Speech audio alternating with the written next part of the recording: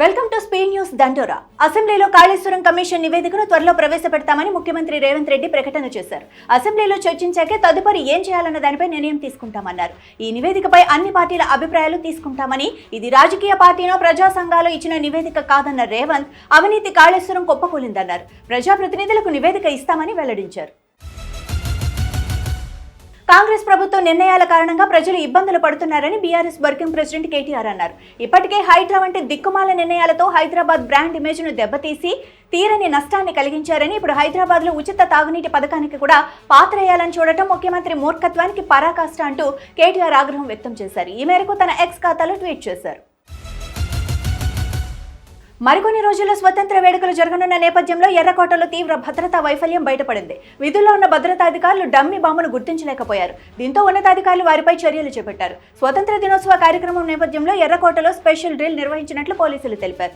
అందులో భాగంగా కొందరు భద్రతాధికారులు సాధారణ వ్యక్తుల డమ్మీ బాంబుతో ఎర్రకోటలోకి ప్రవేశించినట్లు వెల్లడించారు. అయితే అక్కడ విధుల్లో ఉన్న అధికారులు ఆ డమ్మీ బాంబును గుర్తించడంలో విఫలమయ్యారని తెలిపారు. దీంతో వారిని సస్పెండ్ చేస్తామన్నారు.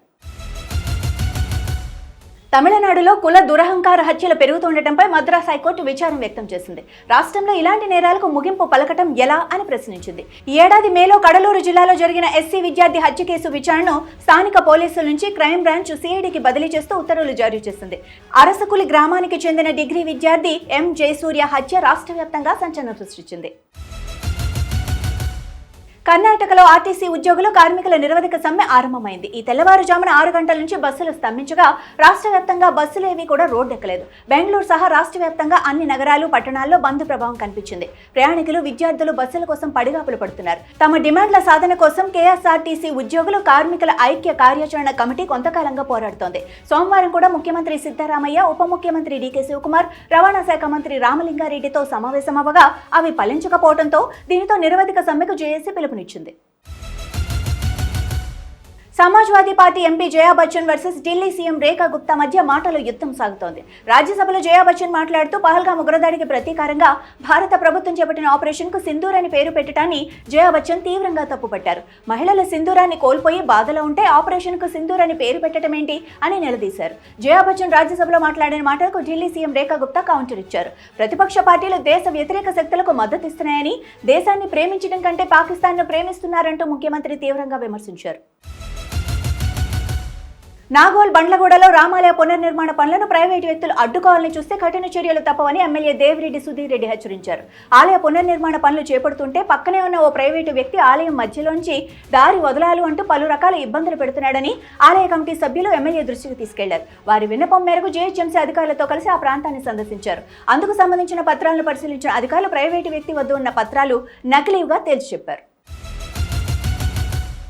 రాష్ట్రంలో ఉచిత బస్సు పథకం అమలు మహిళలతో పాటు ట్రాన్స్జెండర్లకు ఇవ్వాలని కేబినెట్ సబ్ కమిటీ ప్రభుత్వానికి సిఫార్సు చేసింది. అలాగే పల్లె వెలుగు ఎక్స్ప్రెస్లు, విజయవాడ, విశాఖ మెట్రో సర్వీసులు, ఇలా 5 రకాల సర్వీసుల్లో ఉచిత ప్రయాణానికి మహిళల్ని అనుమతిస్తుండగా బస్సుల్లో సీసీ కెమెరాలు పెట్టాలని కేబినెట్ సబ్ కమిటీ చేసిన సిఫార్సు మహిళలకు ఇబ్బందికరంగా మారుతుందన్న చర్చ జరుగుతోంది. మరోవైపు అంతరాష్ట్ర సర్వీసులతో పాటు తిరుపతి, తిరుమల ఘాట్ రోడ్డు సర్వీసుల్లోనూ మహిళల ఉచిత ప్రయాణానికి అనుమతించవద్దంటూ కేబినెట్ సబ్ కమిటీ చేసిన సిఫార్సు కూడా ఆయా ప్రయాణికులకు ఇబ్బందికరంగా మారనుంది. కొత్త స్మార్ట్ రేషన్ కార్డులను ప్రభుత్వం ఈ నెల 25 నుంచి 31వ తేదీ వరకు పంపిణీ చేయనుండగా ఆగస్టు 25 నుండి రాష్ట్ర వ్యాప్తంగా కొత్త రేషన్ కార్డులు అందుబాటులోకి వస్తాయని వినియోగదారుల వ్యవహారాలు, ఆహార మరియు పౌర సరఫరాల శాఖ మంత్రి నాదెండ్ల మనోహర్ ప్రకటించారు. పాడేరులోని కలెక్టరేట్లో పౌర సరఫరాలు, ఇతర శాఖ అధికారులతో ఆయన సమీక్ష సమావేశం ఏర్పాటు చేశారు.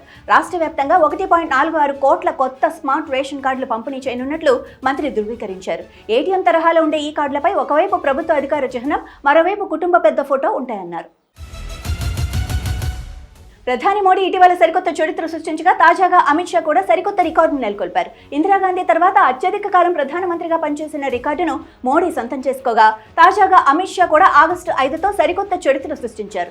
దేశ చరిత్రలో అత్యధిక కాలం హోంమంత్రిగా పనిచేసిన రికార్డును అమిత్ షా సొంతం చేసుకున్నారు.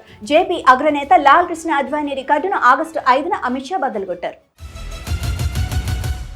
బంగాళాఖాతంలో ఏర్పడిన ఉపరితల ఆవర్తన ప్రభావం వల్ల ఏపీలో భారీ వర్షాలు కురుస్తున్నాయి. ఉత్తరాంధ్ర సహా ఏపీ దక్షిణ తీర ప్రాంత జిల్లాలు, రాయలసీమలో అక్కడక్కడ పిడుగులతో కూడిన వర్షపాతం నమోదవుతోంది. ఇదే పరిస్థితి మరో 3 రోజుల పాటు కొనసాగే అవకాశాలున్నాయి. ప్రస్తుతం తమిళనాడు ఉత్తర ప్రాంత జిల్లాలకు నైరుతి దిశగా ఆవరించి ఉండగా దీని ప్రభావంతో 2 రోజుల పాటు ఏపీలోని పలు జిల్లాల్లో పిడుగులతో కూడిన వర్షపాతం నమోదయ్యే అవకాశం ఉందని, పల్నాడు, రాయలసీమ జిల్లాల్లో అక్కడక్కడ మోస్తారు నుంచి భారీ వర్షాలు కురిసే అవకాశం ఉందని వాతావరణ శాఖ తెలిపింది.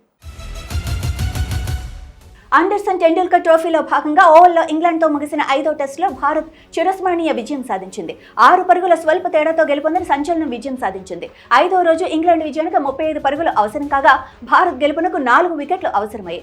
సిరాజ్ 3 వికెట్లతో చెలరేగటంతో ఆతిథ్య జట్టు 28 రన్స్కు ఆలౌట్ అయింది. ఇంగ్లాండ్ చివరి వికెట్ పడగానే ప్లేయర్స్, అభిమానులతో పాటు భారత కామెంటేటర్లు కూడా గంతులేశారు. ఇందులో భారత దిగ్గజ క్రికెటర్ సునీల్ గవాస్కర్ కూడా ఉన్నారు. ఇవి ఇప్పటివరకున్న స్పీడ్ న్యూస్ దండోరా. చూస్తూనే ఉండండి అభినవ్ భారత్.